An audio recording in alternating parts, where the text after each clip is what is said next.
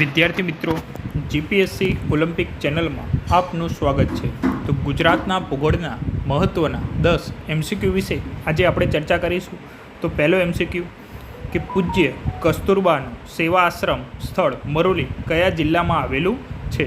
કે જે પૂજ્ય કસ્તુરબા કે જે ગાંધીજીના ધર્મ પત્ની હતા કસ્તુરબા, તો એમનો સેવા આશ્રમ જે મરોલી છે એ કયા જિલ્લામાં આવેલું છે? તો આપણે જવાબ શું આવશે વિદ્યાર્થી મિત્રો? તો ઓપ્શન આપેલા છે તાપી, ભરૂચ, નવસારી કે પોરબંદર.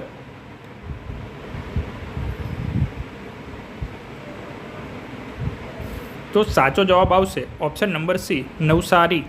તો મરોલી જે કસ્તુરબાનો આશ્રમ છે સેવા અર્થે એ ત્યાં કામ કરતા હતા, તે નવસારી આવેલો છે. તો ગાંધીજીની માતાનું નામ શું હતું એ વિદ્યાર્થી મિત્રો તમે કોમેન્ટ બોક્સમાં જવાબ આપજો. ચલો બીજો પ્રશ્ન, રાજપીપળા તાલુકો ગુજરાત રાજ્યના કયા જિલ્લામાં આવેલો છે? ઓપ્શન આપેલા છે કચ્છ, પાટણ, ખેડા કે નર્મદા. સાચો જવાબ શું આવશે?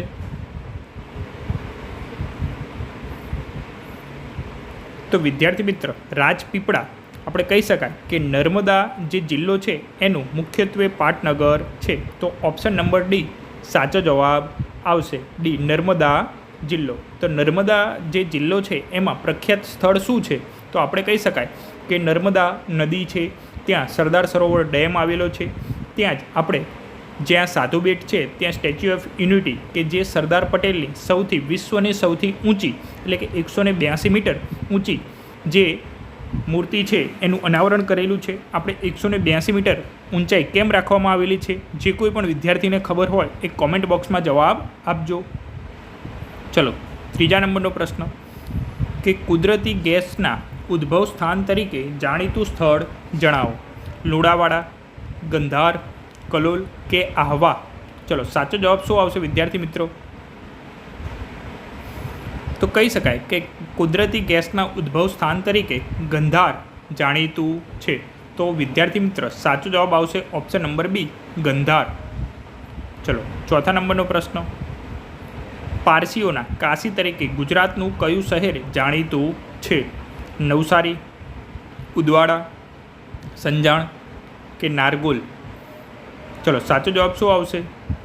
એક પારસી આપણે કહી શકાય કે પારસીઓ ગુજરાતમાં આવેલા હતા. સૌથી પહેલાં તે સંજાણ બંદરે ઉતર્યા હતા અને તેમને પારસીઓ કે જેમનું મંદિર છે એને આપણે અગિયારી તરીકે ઓળખવામાં આવે છે અને એમના કાશી તરીકે ઉદવાડા ઓળખવામાં આવે છે. તો ઓપ્શન નંબર બી સાચો જવાબ છે. ચલો આગળનો પ્રશ્ન જોઈએ, પાંચમા નંબરનો કે ગીરાધોધ કયા જિલ્લામાં આવેલો છે? વલસાડ, નવસારી, સુરત કે ડાંગ. ચલો સાચો જવાબ શું આવશે? આપણે કહી શકાય કે જે ગીરા ધોધ છે એ ડાંગ જિલ્લામાં આવેલો છે. તો ઓપ્શન નંબર ડી એ સાચો જવાબ છે. આપણે કહી શકાય કે દક્ષિણ ગુજરાતમાં સૌથી જે છેલ્લો લાસ્ટ જિલ્લો છે એ ડાંગ જિલ્લો છે. તેમજ તેના 3 તાલુકા છે, આપણે જોઈ શકાય કે આહવા છે, સુબીર છે, ડાંગ છે, બરાબર. તો આ બધા એના તાલુકાઓ છે અને ત્યાં ગીરા ધોધ આવેલો છે. ચલો છઠ્ઠા નંબરનો પ્રશ્ન, નર્મદા નદીનું ઉદ્ગમ સ્થાન કયું છે? સાતપુડા, અમરકંટક, બ્રહ્માગીરી કે પશ્ચિમ ઘાટ. કે નર્મદા નદી કઈ જગ્યાએથી નીકળે છે? તો આપણે કહી શકાય કે ગુજરાતની સૌથી લાંબી નદી આપણે નર્મદા નદીને ઓળખીએ છીએ, પરંતુ જે નર્મદા નદી છે એ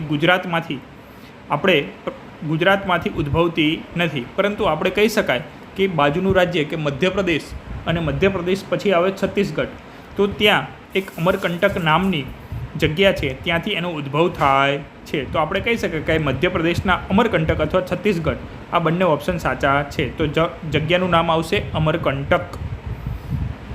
ચલો આગળ, સાપુતારા કઈ પર્વતમાળામાં આવેલું છે? સહ્યાદ્રી, વિંધ્ય, અરવલ્લી કે સાતપુડા. ચલો સાચો જવાબ શું આવશે વિદ્યાર્થી મિત્રો?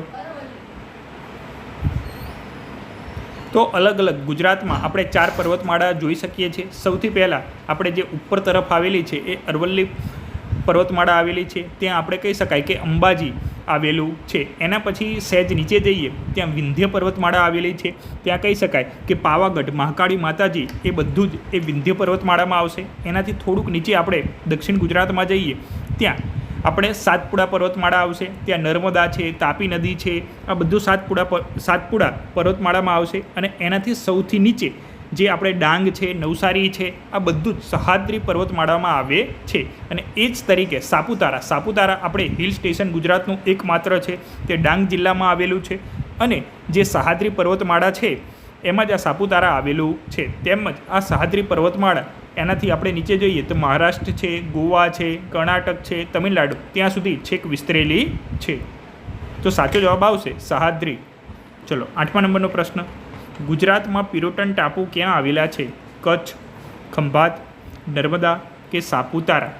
આપણે કહી શકાય કે ગુજરાતમાં રાષ્ટ્રીય ઉદ્યાન તરીકે પિરોટન ટાપુને પણ કે જૈવ આરક્ષિત ક્ષેત્ર તરીકે એટલે કે મહત્ત્વના દરિયાઈ જીવો ત્યાં જોવા મળે છે, જે કચ્છના અખાતમાં આવેલા છે. તો ઓપ્શન નંબર એ સાચો જવાબ આવશે, કચ્છ.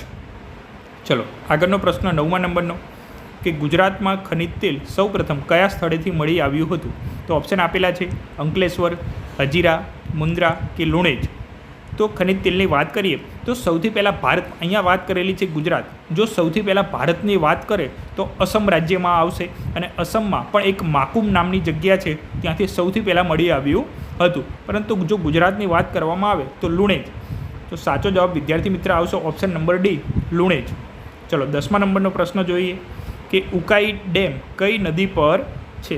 કરજણ, તાપી, નર્મદા કે મહી? ચલો સાચો જવાબ શું આવશે? તો વિદ્યાર્થી મિત્રો સાચો જવાબ આવશે તાપી નદી. તો તાપી નદી જે તાપી જિલ્લામાંથી ઉદ્ભવે છે. તો તેમાં મુખ્યત્વે 2 ડેમ આવેલા છે તાપી ઉપર. એક આવે છે ઉકાઈ અને બીજો આવે છે કાંકરાપાર. આના સિવાય નર્મદા નદી ઉપર આવશે સરદાર સરોવર ડેમ. અહીંયા વાત કરેલી છે મહી નદી. જો મહી નદી પૂછે તો ગુજરાતમાં આવશે, બાકી જો મહાનદી પૂછે તો એ ઉડીસામાં જશે. તેમજ મહી નદી ઉપર 2 ડેમ આવેલા છે, બરાબર. એક કડાણા છે તેમજ એક વણાકબોરી આવેલા છે. પણ અહીંયા વાત કરેલી છે ઉકાઈ ડેમની. આ જે ઉકાઈ ડેમ છે એ સુરત જિલ્લામાં આવશે અને તાપી નદી ઉપર બાંધવામાં આવેલો છે, જે તાપીના જે લોકો છે એને પાણી પૂરું પાડે છે તેમજ વીજળી પૂરી પાડે છે. તો વિદ્યાર્થી મિત્રો આ મહત્ત્વના ગુજરાતના ભૂગોળના મહત્ત્વના 10 પ્રશ્નો હતા. તો આવા જ બીજા પ્રશ્નો સાથે આપણે મળીશું. તો આ ચેનલને લાઇક કરો, શેર કરો, સબસ્ક્રાઈબ કરો.